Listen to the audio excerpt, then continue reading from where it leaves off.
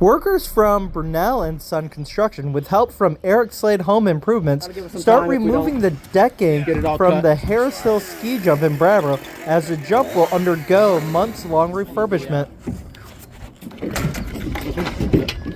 I know what Hank's doing right, I guess. Yes, sir. Oh yeah, you'll keep that one?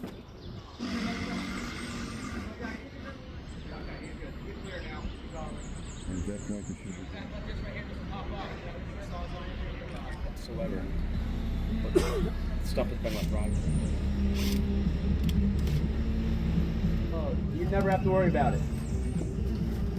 I don't want to answer that question. No.